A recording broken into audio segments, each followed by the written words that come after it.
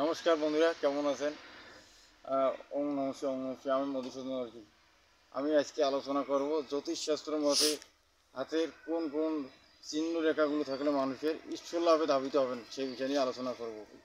ভিডিওটি ভালোভাবে সাবস্ক্রাইব করুন, না করবেন না। জ্যোতিষশাস্ত্র মতে আমাদের কোন কোন রেখাগুলো থাকলে ঈশ্বর লাভে আমরা ধাবিত হব এবং তা আমরা আলোচনা করব।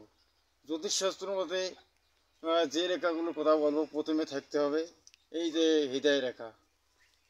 হৃদয় রেখা মজবুত যদি কারো থাকে বা হৃদয় রেখা বা হৃদয় ঈশ্বরকে ধারণ করতে পারবো। মস্তিষ্ক রেখা মাতৃরেখা বলা হয়, এই যে পিতৃরেখা এখানে বলা হয়।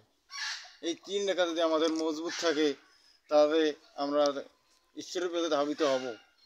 দেখা যাচ্ছে যে আমরা ঠাকুরের প্রতি ভক্তি শ্রদ্ধা করবো, বেশি বেশি বেশি করি, বা দেখা যাচ্ছে যে আমরা ভক্তি শ্রদ্ধা তখন বেশি করি, তখন আমাদের ঈশ্বর লাভে একটা ধাবিত থাকবে, জ্ঞান থাকবে, আধ্যাত্মিক দৃষ্টি থাকবে।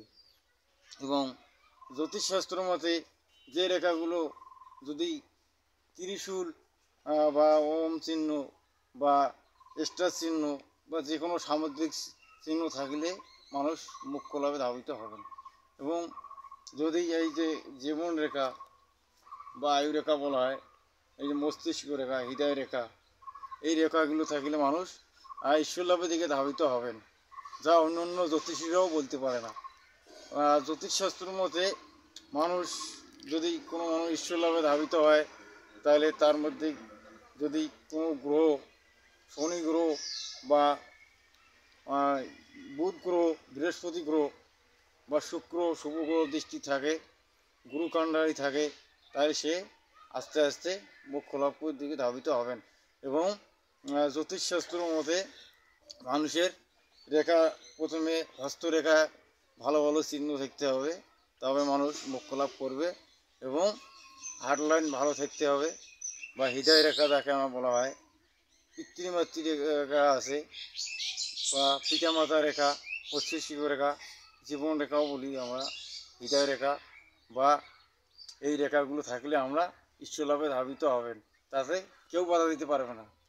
যারা এই রেখাগুলো আমাদের ঈশ্বরের বরদান রেখা বলা হয়েছে, কারণ এগুলো তো কেউ আমাদের করিয়ে দেয় না বা মানুষ করিয়ে দেয় না। সুতরাং এটা তো আমরা কোনো দেশের রাজা বা সরকার করিয়ে দেয় না, তা এখানে ঈশ্বরের বরদান আমরা লাভ করি। এই জন্য এই রেখাগুলো থাকলে আমরা ঈশ্বরকে লাভ করতে পারবো। আমার ভিডিওটা লাগলে ভালো লাগলে সাবস্ক্রাইব করবেন, না লাগলে করবেন না। নমস্কার, সবাই ভালো থাকবেন।